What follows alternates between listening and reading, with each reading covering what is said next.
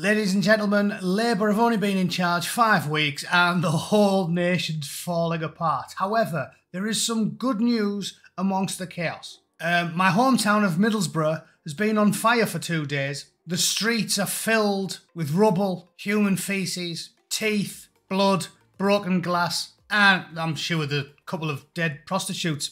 But happily, these events have obviously driven property values through the roof in Middlesbrough for the first time in decades, and things are looking up for the people that live there.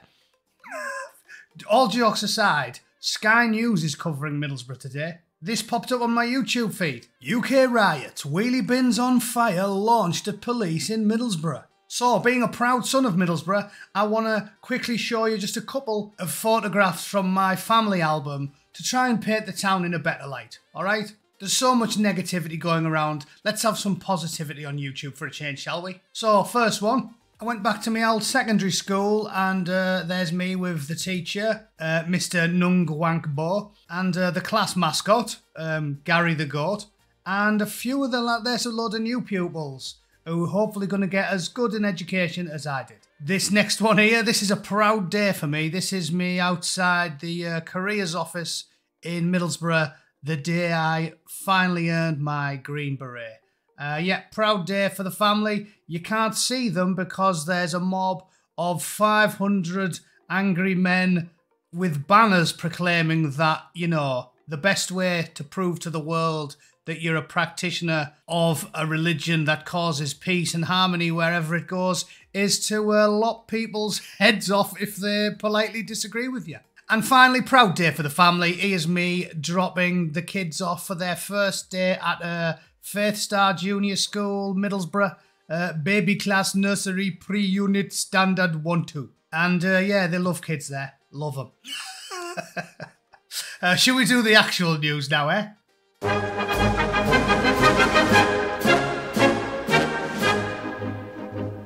So Middlesbrough's on fire just for a change, There's not too much interesting going on here, but I'll show you anyway, and then I'll talk about the real root cause of the problem as usual. And as you might expect, it's the highly educated but truly moronic midwits that run the world these days. Yeah, that's the root cause. I mean, if you want me to do it, abridged version. Injured, but she is just being helped up by an officer. She's right in front of that wheelie bin, which is now on fire. There's more people. Nice to see nothing's changed. The birds are getting involved. To be fair, the last time I seen a woman, a burning wheelie bin and a copper in Middlesbrough, it was out the back of the Empire, and the woman was giving said copper a gobble. I think she set the bin on fire just to keep his arse warm while he was getting down to it, you know. Customer service from the ladies of the night on Teesside. Wheelie bins, people are filming it and shouting aggressively at police. That's being taken off now by one of the officers. Another one being thrown in. These are on fire. And, you know, earlier today, officials, the government, they said they didn't need to bring in the army. They can cope with this. They've got extra police on the street this weekend. But if you're living here, if you're one of these communities, it's very unsettling, it's very unpredictable, and it's very worrying. It's not unpredictable, it's depressingly predictable. That's why every shop's boarded up. Look at it. Fellini's has got armoured windows.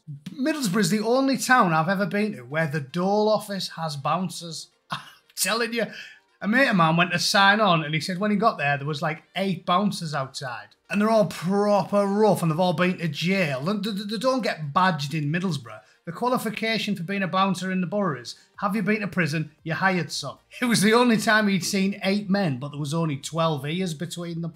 Anyway, that's enough taking the piss out of my hometown. Let's have a look at the story of the day. Live, Starmer condemns far-right thuggery on UK streets and says those involved will regret it. And this is what we're talking about, the crux of the issue.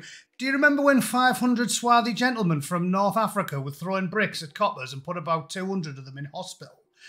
Over a 4-day weekend of total chaos when a random criminal by the name of St. George unfortunately lost his life due to his own drug abuse all the way across the pond, thousands of miles away in a random foreign country. And yet, when a load of foreigners decided to respond to this by looting Nike shops and looting Harrods and setting buildings on fire and hospitalising hundreds of police, do you ever remember the rhetoric coming out like this? Because I don't. There was no strong words then. Then it was all, ooh, we have to calm this. We know the community, the rich, vibrant, diverse community in London brings us nothing but happiness and joy and grooming gangs. Not them, not them. And fine cuisine and culture and enriches our lives. So if you can just please stop setting a police horse on fire, that'll be a nice thing. Yeah. Didn't get any of that when BLM were going mental for weeks and they hospitalised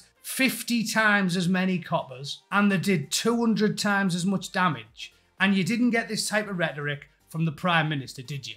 His comments follow violence in several cities. Boring. How violent? Was it as violent as, I don't know, a pop concert getting blew up and redecorating the foyer in Brain Matter Grey? Was it as violent as that? Was it as violent as Borough Market? Was it as violent as seeing a bloke armed with a narwhal tusk stabbing a burning terrorist in the face? Was it as violent as that? There were demonstrations in Bolton, Hull, Southport and Middlesbrough when a crowd broke through a police line. Get in. Get in. All those pansies in Bolton, Hull and Southport didn't get the job done, but in Middlesbrough the crowd broke through the police line. It warms me heart, that. Fills me with pride. Live reporting. Bobbies. Oh look, they're going to town with the shields and the batons there. Wouldn't be doing that if he looked like Idris Elba, would they? Bobbies. And rhetoric. Thuggery. So what do we make of all of this, ladies and gentlemen? Well, I'll tell you what we make of it.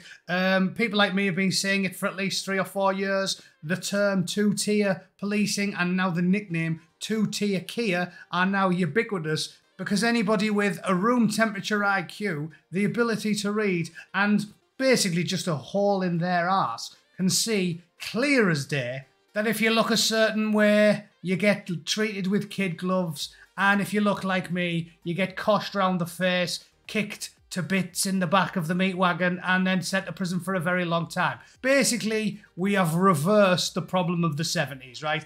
They noticed in the 70s that black people were getting badly treated by the courts. So instead of fixing the problem, they said, I know what we'll do. We'll make white people get battered and treated unfairly in the courts and let all the black people do whatever they want. Nice one. That'll fix the problem. Cheers. Cheers, lads. It's going swimmingly, isn't it? Yeah, brilliant idea. In about the mid-90s, we got to a place where things were going well. But communists can't have nice things, so they carried on with the identity politics and the politics of hatred, and they keep talking about love and diversity and love and tolerance and peace, while simultaneously indoctrinating millions and millions of people to hate anybody who has baby blue eyes like the Bootneck. So now we're living in a society where everybody's at each other's throats, and that is the wages of globalist sociopaths.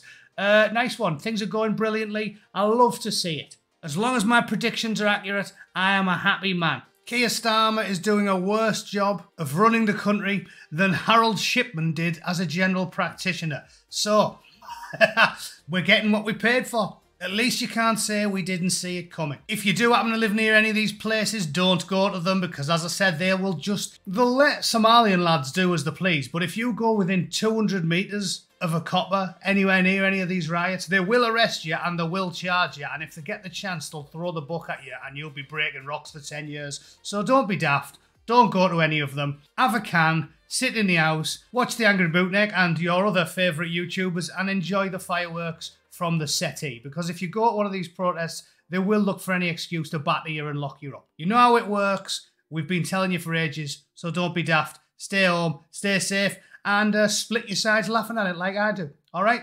Hope you enjoyed that. Thanks for tuning in. See you all tomorrow. Toodle pip. Cheers.